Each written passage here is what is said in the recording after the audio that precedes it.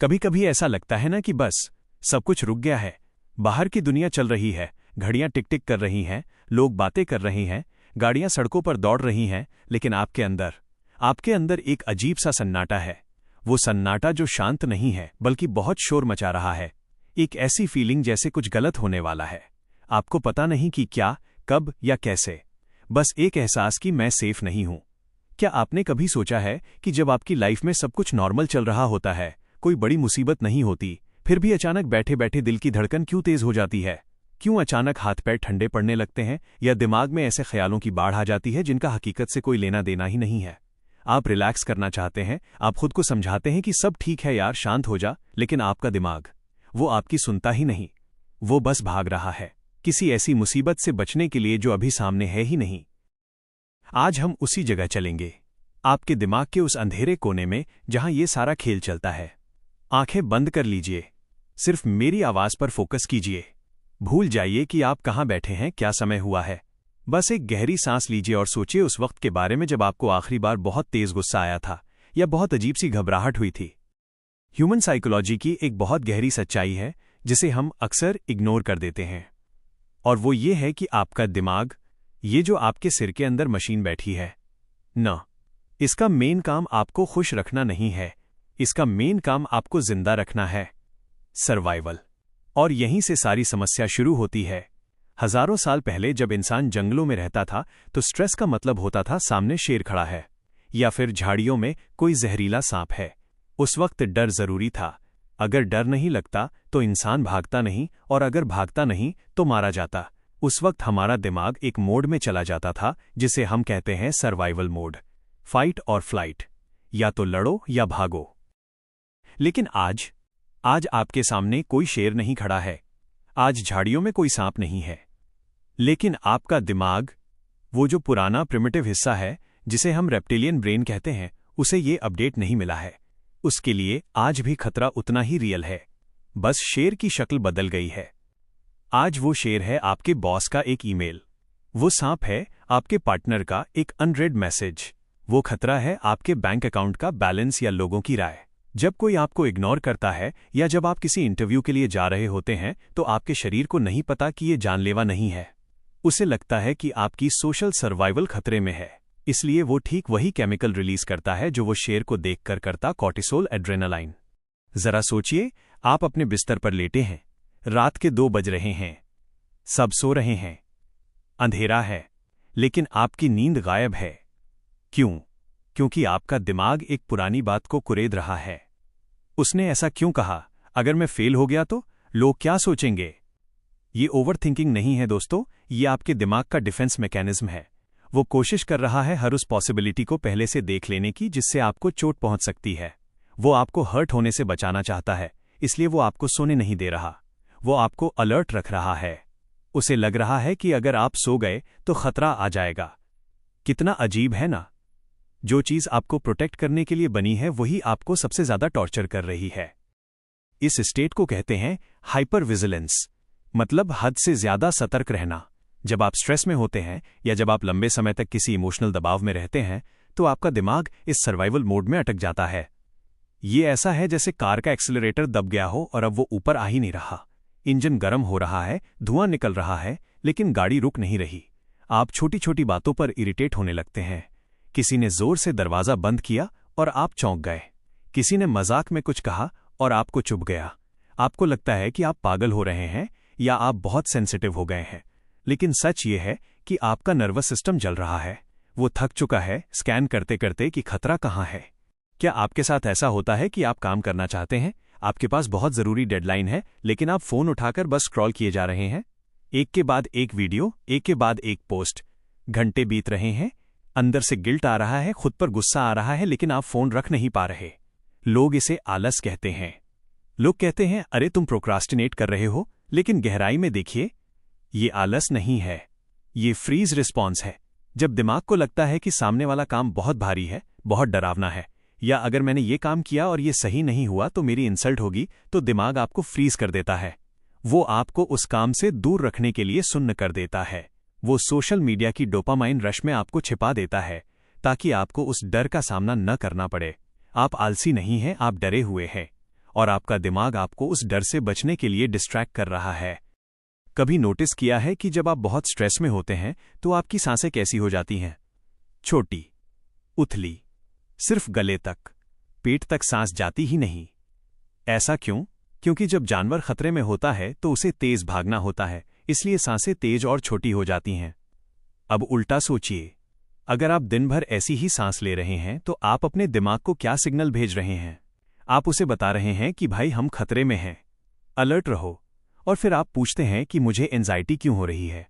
आप अपने शरीर की भाषा से अपने दिमाग को डरा रहे हैं और आपका दिमाग अपने विचारों से आपके शरीर को डरा रहा है। ये एक लूप है, एक अंतहीन चक्रव्यूह। और इस चक्रव्यूह में सबसे बड़ा विलेन कौन है जानते हैं? कंट्रोल।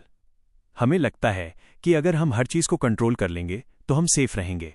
अगर मुझे पता चल जाए कि कल क्या होने वाला है, अगर मैं सामने वाले के दिमाग को पढ़ लूं कि वो मेरे बारे में क्या सोच रहा है, तो मैं बच जाऊंगा। लेकिन जीवन अनिश्चित है, अनसर्टेन। और हमारा प्रिमिटिव माइंड अनसर्टेनिटी से नफरत करता है। उसे पक्का जवाब चाहिए।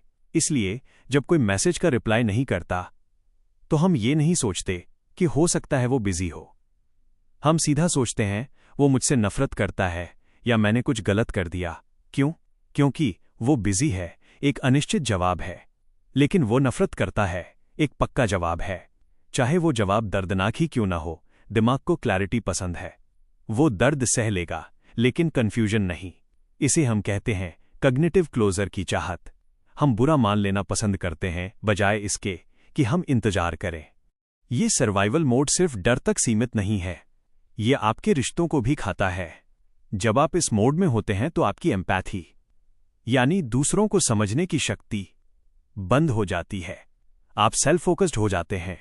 ऐसा नहीं है कि आप स्वार्थी हैं, ऐसा इसलिए है क्योंकि जब किसी की जान पर बनी हो या दिमाग को ऐसा लग रहा हो तो वो दूसरों के बारे में कैसे सोचेगा? अगर आप डूब रहे हैं तो आप किसी और को बचाने के बारे में नहीं सोच सकते। इसलिए जब आप स्ट्रेस में होते हैं तो आप अपने पार्टनर की, अपने पेरेंट्स की बातों को नहीं सुन पाते। आपको लगता है सब आप पर हमला कर रहे हैं। कोई आपको सलाह भी देता है तो वो आपको आलोचना लगती है। तुम मुझे समझाओ मत, तुम्हें नहीं पता मैं किस दौर से गुजर रहा हूं। ये शब्द आपके नहीं, आपके डरे हुए अहंकार के हैं। एक और बहुत अजीब चीज होती है इस स्टेट में, हम अपनी ही खुशियों को तबाह करने लगते हैं। सेल्फ साबोटाज। मान लीजिए सब कुछ अच्छा चल रहा है, आप खुश हैं, तभी अचानक आपका दिमाग कहता है ये कुछ ज्यादा ही अच्छा नहीं चल रहा, पक्का कुछ बुरा होने वाला है। और फिर आप अनजाने में कुछ ऐसा कर देते हैं जिससे वो खुशी खराब हो जाए। कोई पुरानी बात उखाड़ देंगे, कोई फालतू का झगड़ा शुरू कर देंगे। क्यों? क्योंकि आपको शांति की आदत नहीं है, आपको केओस की, उथल पुथल की आदत है। जब बचपन से या लंबे समय से हम स्ट्रेस में रहते हैं तो हमारा नर्वस सिस्टम स्ट्रेस को ही घर मान लेता है। शांति हमें अजीब लगती है, बोरिंग लगती है या डरावनी लगती है। कहीं तूफान से पहले की शांति तो नहीं, ये सोचकर हम खुद ही तूफान ले आते हैं ताकि कम से कम वो सस्पेंस तो खत्म हो। लेकिन क्या हम पूरी जिंदगी ऐसे ही भागते रहेंगे? क्या हम हमेशा सर्वाइवल मोड में ही रहेंगे? क्या जीना इसी का नाम है कि बस बचते रहो? जरा रुकिए, अभी इसी पल अपने कंधों को देखिए। क्या वो तने हुए हैं? उन्हें नीचे छोड़ दीजिए। अपने जबड़े को ढीला छोड़िए। आपके माथे पर जो शिकन है उसे हटाइए। ये जो शरीर है आपका, ये एक बैटलफील्ड बना हुआ है। इसे एक मंदिर बनाना है। समझने की कोशिश कीजिए कि ये जो आवाज है आपके अंदर, जो हर वक्त कमियां निकालती है, डराती है, ये आप नहीं है। ये आपकी प्रोग्रामिंग है। ये सालों का इकट्ठा किया हुआ डेटा है। जब आप छोटे थे शायद किसी ने कहा था कि तुमसे नहीं होगा। शायद किसी ने आपकी तुलना किसी और से की थी। वो बात आई गई हो गई, लेकिन आपके सबकॉन्शियस ने उसे रिकॉर्ड कर लिया। और आज 20 साल बाद जब आप कुछ नया करने जाते हैं वो रिकॉर्डिंग प्ले हो जाती है। वो डर आपका नहीं है, वो उधार लिया हुआ है। सर्वाइवल मोड से बाहर आने का रास्ता लड़ना नहीं है। आप अपने दिमाग से लड़कर नहीं जीत सकते।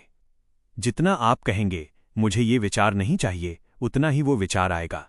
रास्ता है ऑब्जर्वेशन, बस देखना। जैसे आप सड़क किनारे खड़े होकर गाड़ियों को आते जाते देखते हैं। ट्रैफिक है, शोर है, धुआं है, लेकिन आप ट्रैफिक नहीं हैं, आप सिर्फ देखने वाले हैं। वैसे ही जब एंजाइटी का अटैक आए, जब स्ट्रेस का तूफान उठे, तो खुद से कहिए, देखो मेरा दिमाग फिर से सर्वाइवल मोड में जा रहा है, ये मुझे डरा रहा है। ठीक है, डराने दो, मैं बस देखूंगा। जब आप अपने डर को एक महसूस करने वाली चीज की तरह देखते हैं, न कि हकीकत की तरह, तो उसकी ताकत कम होने लगती है। जब आप अपनी घबराहट से भागना बंद कर देते हैं और कहते हैं आओ बैठो देखते हैं तुम क्या कर लोगे, तो वो घबराहट कंफ्यूज हो जाती है। उसे रेजिस्टेंस चाहिए बढ़ने के लिए। जब आप रेजिस्टेंस नहीं देते तो वो धीरे धीरे पिघलने लगती है। हमें लगता है कि हम अपनी सोच से अपनी फीलिंग्स बदलते हैं, लेकिन अक्सर हम अपनी फीलिंग्स के हिसाब से अपनी सोच बना लेते हैं। अगर आप अंदर से दुखी महसूस कर रहे हैं तो आपका दिमाग सौ वजह ढूंढ लाएगा कि आपकी जिंदगी बेकार क्यों है। वो लिस्ट बना देगा, पैसे नहीं है, प्यार नहीं है, करियर ठीक नहीं है। लेकिन अगर आप अंदर से अच्छा महसूस कर रहे हैं तो वही दिमाग कहेगा चलो जो है ठीक है, देख लेंगे। रियलिटी वही है, बस फिल्टर बदल गया है। इसलिए लॉजिक से पहले अपनी स्टेट को बदलना सीखिए। ठंडे पानी के छींटे मारना, गहरी सांस लेना, नंगे पैर घास पर चलना, ये छोटी चीजें नहीं हैं। ये आपके प्रिमिटिव ब्रेन को सिग्नल भेजती हैं कि हम सेफ हैं, और जब दिमाग को लगता है कि वो सेफ है तभी, सिर्फ तभी वो हायर थिंकिंग के दरवाजे खुलता है। क्रिएटिविटी, प्यार, डिसीजन मेकिंग, ये सब तभी काम करते हैं जब सर्वाइवल मोड बंद होता है। आप एक मशीन नहीं हैं जिसे फिक्स करना है। आप एक इंसान हैं जिसे सुना जाना है, समझा जाना है, खुद आपके ही द्वारा। अपने आप पर इतना कठोर होना बंद कीजिए। आप एक ऐसी दुनिया में जी रहे हैं जो हर पल आपका ध्यान खींचना चाहती है, जो आपको ये महसूस कराना चाहती है कि आप काफी नहीं हैं। ऐसे में अगर आपका दिमाग कभी कभी डगमगा जाता है तो ये कोई बीमारी नहीं है, ये इस बात का सबूत है कि आप परवाह करते हैं।